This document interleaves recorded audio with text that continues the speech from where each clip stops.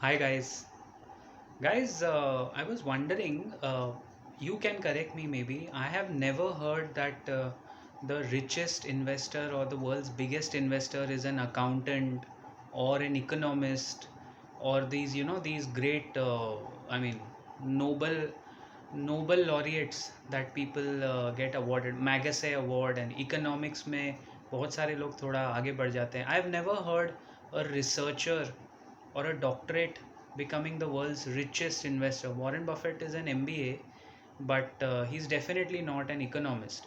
So my today's point of concern is, why don't accountants and economists pick companies जबकि उनका तो they are very good at predicting trends.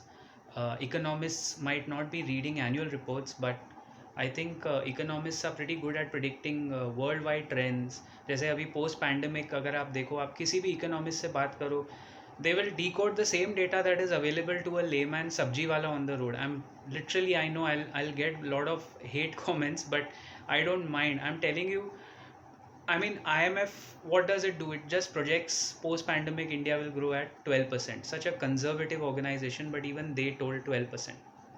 I mean, when your economy has come down and you're going to rebound from here, anybody on the road can say that we are going to grow. But then the second wave of the pandemic came. So my question to you is, in fact, not a question. It's an observation. Why don't these guys become rich?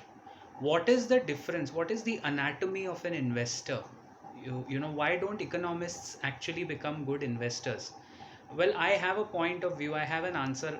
In our next discussion or open town hall, we'll probably have this answer discussed very openly. I have a view to this. I think economists are very good at predicting trends, and accountants read annual reports.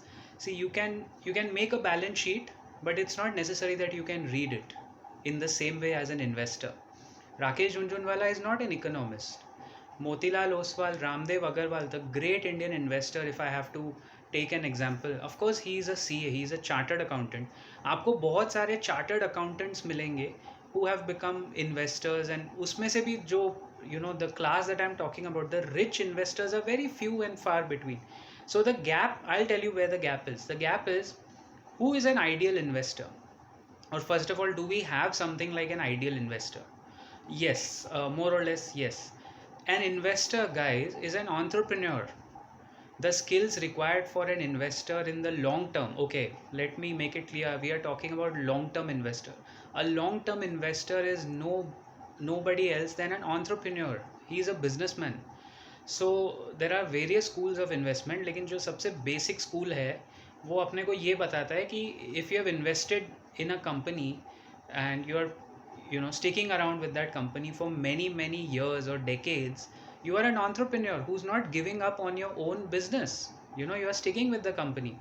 Let me give you an example as the difference why economists and accountants cannot think like that, because they don't own the company. When a shareholder buys for long term, you actually own a piece of the business, and these other guys don't think like that. इसीलिए आपको कभी भी Nobel laureate या Magsaysay award या whatever great awards that they have, you'll never find them in the investment community.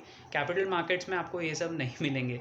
You will find people who do the same research, in fact more research than these so-called guys, and they stick with the company like an entrepreneur.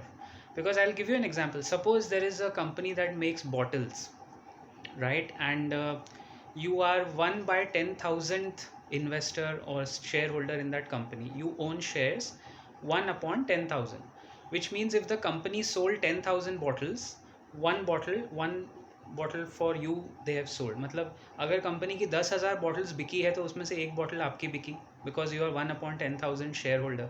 So if a company in a year sells 1 lakh bottles, that means 100 bottles आपकी बिकी है क्योंकि आप उतने share holder हैं. This is the mindset of an investor. When you invested capital in a company, you own a part of the piece of the business. That's the mindset, and that's such a beautiful, and on a Sunday you can always think that, wow, this is my company, I own a part of it. How is it doing? Let me get into the balance sheet, let me get into profit and loss. Iske quarterly results aaye, let me have a look how are my company's quarterly results. Although I am not running that business, but I am invested in it. This same criteria is used in private equity. Private equity में startups में भी आपको investors दिखेंगे very passionate about their companies. They are not running the day to day business of those companies that they are invested in, but they are involved from an external level because they've given equity, they've given money. So the same logic of a private equity venture capitalists you can also use in public limited companies, you can use it in listed companies. Why not? That is why you will see that those big billions which are made in the market, a common factor is people stay invested. They don't break the chain. They accumulate over a period of 15, 20, 25, 30 years and they stay invested. If you ask Warren Buffett what is the ideal period of holding a stock, he'll say forever. And he's right. He's holding stocks forever and making money just via dividends. Because he's holding stocks that are paying high dividends, like it happens in most US companies, he's getting the money also for his cash flow and he's holding the stock which he might have bought at peanuts for the last 30 years, 35 years. So 9-word strategy for a long-term investor. That's my original. Vision to pick, courage to buy, and patience to sell. These 3 qualities are not found in an economist, definitely not in a normal accountant, only found in entrepreneurs and investors. Keep profiting, guys.